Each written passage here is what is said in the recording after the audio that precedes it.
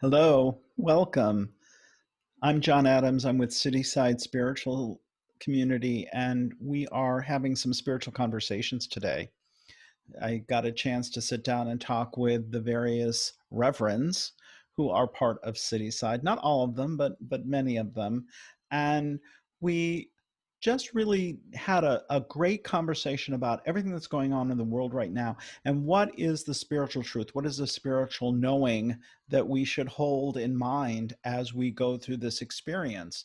Today is election day in the United States, and that is a significant occasion.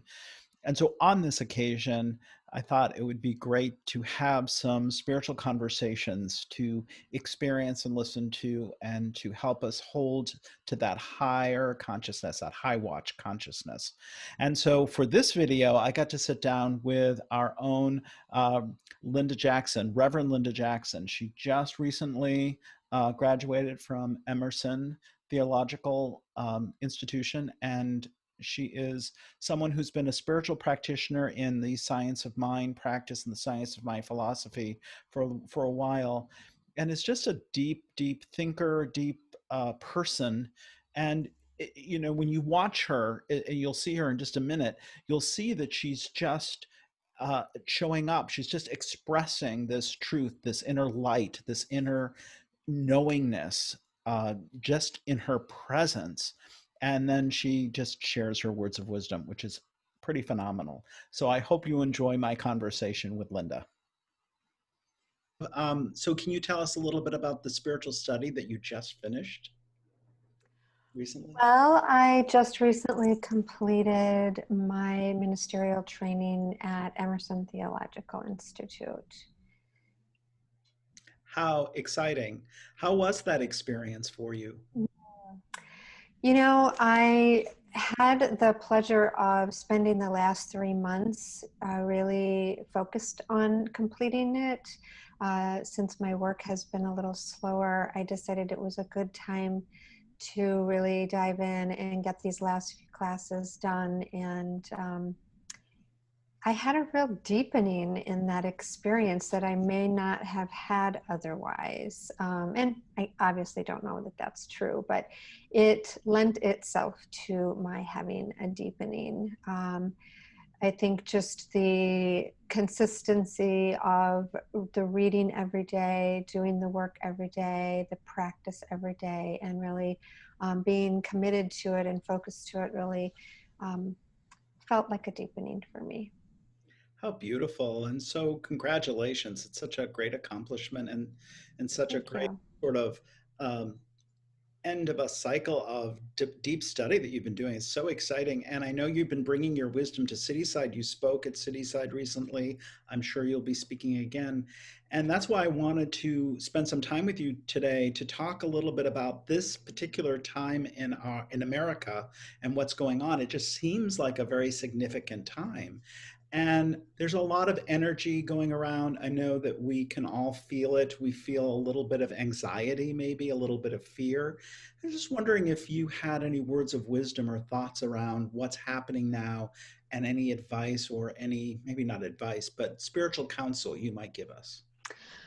Well, you know, I'm going to make a silly analogy, I think, but I'm sure we've all heard that saying that, you know, we should all be meditating every day. And, you know, when people say they're too busy, there's this sort of industry joke that, you know, well, you should be meditating 30 minutes a day. And if you're too busy, then an hour. Mm. And I'm sort of feeling that for all of the issues that we see confronting us around politics, election, really just the politicization. I Mhm. don't know how to say the word, politicizing um, everything right now. It's like we really just have to deepen our practice. The more we are confronted with things that are the way we don't want them to be, the more we need to take our mind off of the problem and put it on the solution, which comes from within us, which comes from us connecting with the truth, with connecting with spiritual principle, with the qualities that we're wanting. to experience. That's beautiful. I agree. That's so powerful. And it feels empowering, right? Because sometimes we can feel like we're at the mercy of the circumstances. But what you're saying is go work from the inside out, not the outside in, right?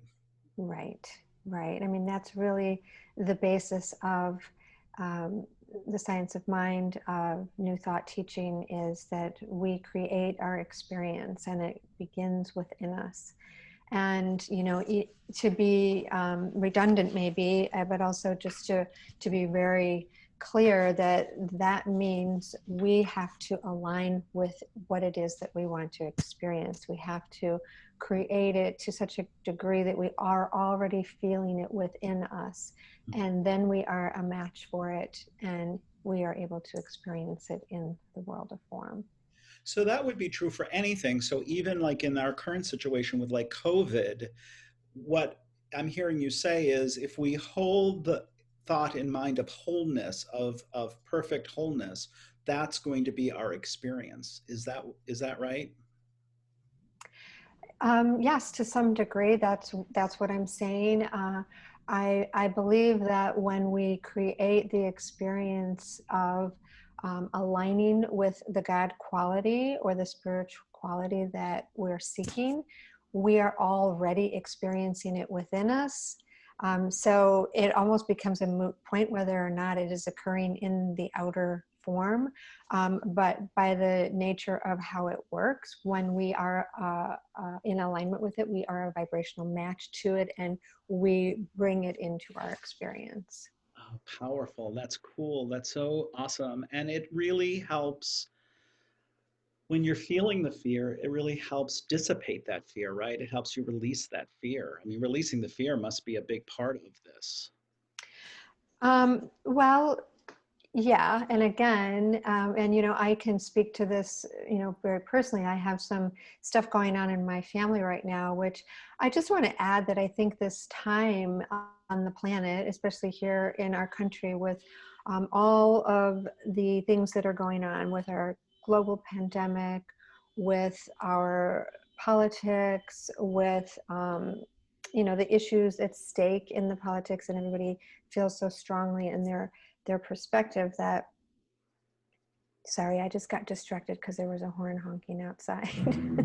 And now an engine. Hang on a second. I don't know if you can hear it, but it's really loud. I heard something, but that's okay. Yeah, I mean, I need you to repeat the question. I completely got sidetracked. Saying that this process really, so what I was thinking about is that I think people are experiencing fear. They're hearing the news, they're hearing what's Mm, particularly around COVID and other things. They're just kind of living in that sense of fear. And it seems like the process that you're describing really helps calm that fearful voice. yes. And when we cannot know the truth for ourselves, that's when it's so important to enlist our prayer partners, our other friends who practice this philosophy, this teaching, our practitioners, whatever support we can to help us return to right thinking.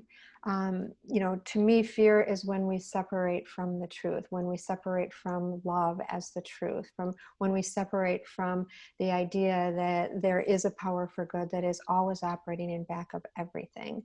And what I started to say a moment ago is I'm having some additional stress in my family, just like so many people I know. I believe that there is a healing that's wanting to occur sort of universally, and that a lot of people are a little caught off guard by all of the stress, the conflicts that we see out here, and it's taking us off center a little bit. And so it's more important than ever that we are returning to our center, doing our spiritual practice, affirmative prayer, aligning with what it is that we want to experience. So in the case of fear, it's really our work to align with love, align with peace, align with the knowing that there is a power for good that is operating, and that regardless of what it looks like in the world of form, that there is something greater occurring here that is working on our behalf, and that it will prevail, that the love will prevail, the peace will prevail. So And I, wonderful. I, I just really encourage people to get support Yeah, with prayer partners when they have trouble remembering that for themselves. absolutely agreed. And we can get prayer at Cityside by emailing prayer@cityside.me. And you know what's striking for me listening to you talk is watching you and listening to you. I see that you know what you know, and it's so clear. Your truth is so present with you. It's so beautiful, and it really makes me feel the truth. So I just really appreciate your presence Mm. and your energy. Anything else you want to share before we wrap up? Um, I Centers for Spiritual Living sent out a guide to voting, and of course, they would never um, recommend a particular candidate or party or anything like that. But they're addressing some of the challenges that we may be experiencing, and how to apply spiritual practice to that. And at the top of this voting guide, there was an Ernest Holmes quote that I thought I would read. It may speak to someone. I was just feeling a call to share this. Please. The world is perhaps at the point of the greatest crisis in all human history, and there seem to be two attitudes we can assume. One is calmness, faith, and conviction. The other would be despair. And despair is unthinkable. Let each, in their own way, dedicate their time, service, hope, and spiritual conviction to the common cause of liberty and justice for all. And let's work without tiring and pray without ceasing. And one of the things that I just want to say about this is, obviously this was written in an earlier time. And there was an experience that he was calling the greatest crisis in all human history. So I wanted to just call attention to that, putting that in perspective, putting our time in perspective, that there are always these situations, challenges that arise that we may think are the most difficult thing that we have ever encountered. But the truth still applies. It applied then, it applies now. It is for each of us to return to the truth that is within us, align with the God of our being, hold the higher idea, to really see it in our mind, to feel it with the greatest conviction we can, and we will impact our own experience and thereby impact the collective experience. Oh, wow, that's wonderful. I'll breathe that in and say yes to that for sure. Oh, I'll take a breath too. so just expressing a word of gratitude from me and from the Cityside community for all that you do and all that you are, and just so grateful for your consciousness, your presence, you're sharing your time with us right now. Just so grateful for you in every way possible. Thank you so much. I'm grateful for you, and we're grateful for Cityside. Thanks so much. Thank you so much, Linda. Thank you so much, everyone, for being part of this video and watching this and experiencing this conversation. Wasn't that great? Just amazing, deep, thoughtful. I just felt my whole energy lifted just being with her in this experience. So I hope you did too. If you need prayer, please be sure to email us. The email address for prayer is prayer@cityside.me, M-E, prayer@cityside.me.